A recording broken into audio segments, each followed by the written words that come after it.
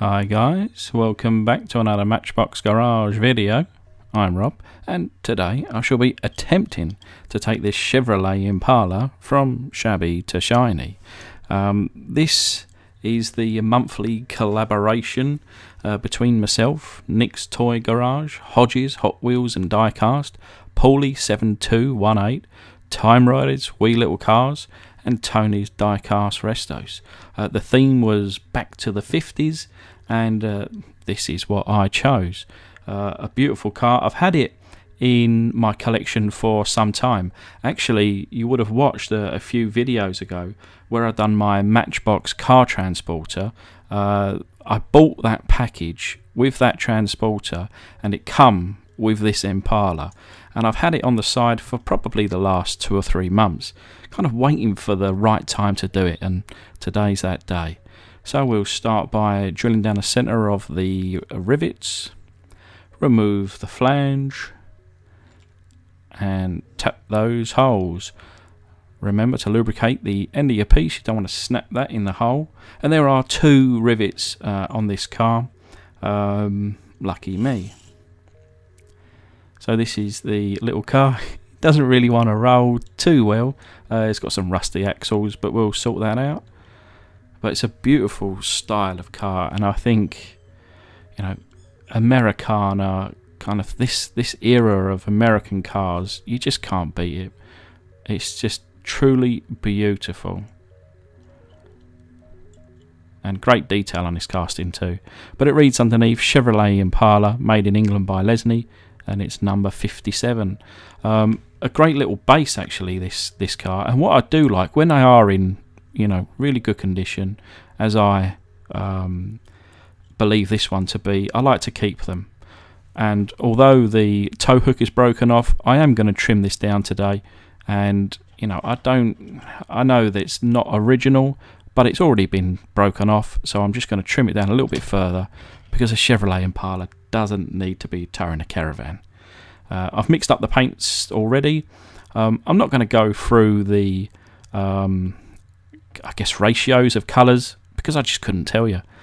I had different paints, and I added a little bit of this, a little bit of that, a little bit of this, a little bit of that, and eventually they, well, in my opinion, they were spot on. So if I can't tell the difference between the paints, that's good enough for me. But let's take these 2 screws out just to have a look, see what we're playing with.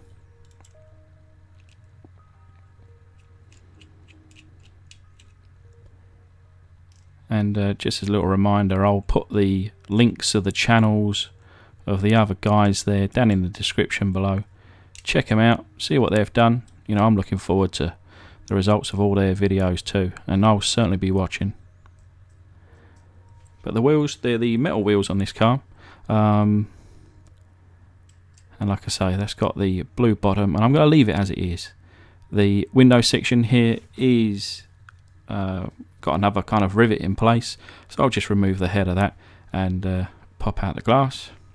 And then the remainder of this casting, I switched it at the last minute. I'm going with paint stripper today, but I just wanted to mention, when I took this kind of window section off, underneath there was this wet, sticky, with a real distinctive smell. And like I say, it was still, bearing in mind this car was made in the early 60s, it's almost 60 years old, and whatever it was still wet and sticky underneath there. Yeah, your answer's on a postcard.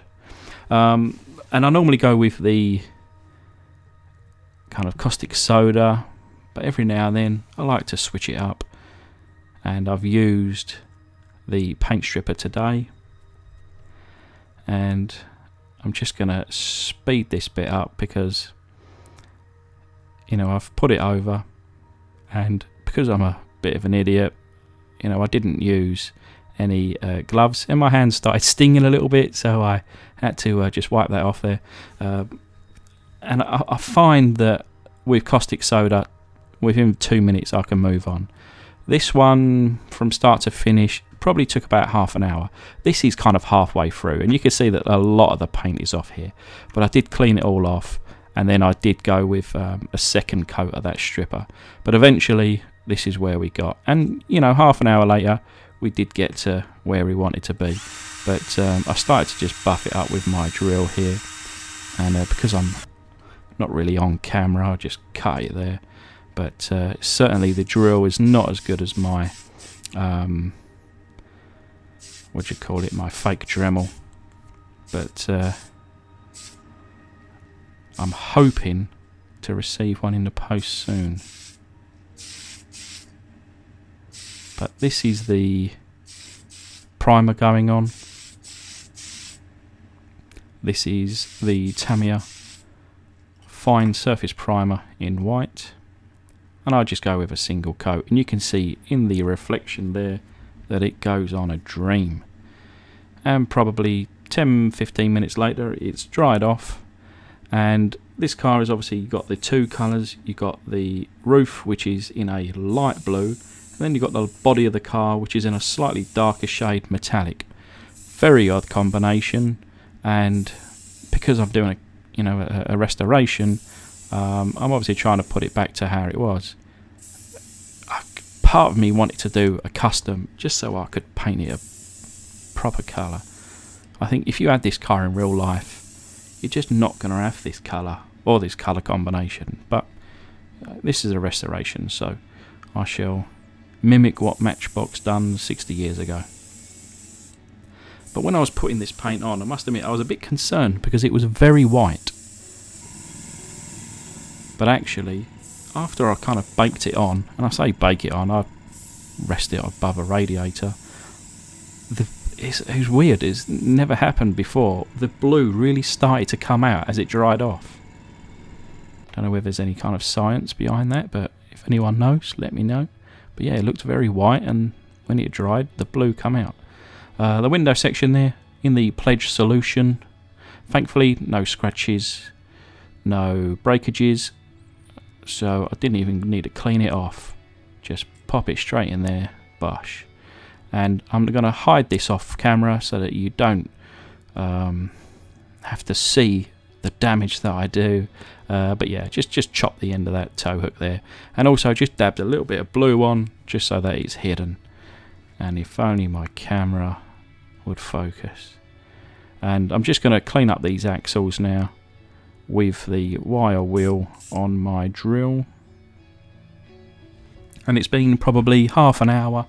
Ideally I would have liked to have left it overnight, but because I leave these videos to last minute, I had to kind of bake it on over the rad for half an hour, turned it up, and at the moment in the UK it was some 33-34 degrees Celsius, which is about 95 degrees Fahrenheit, which is very freak weather in the UK.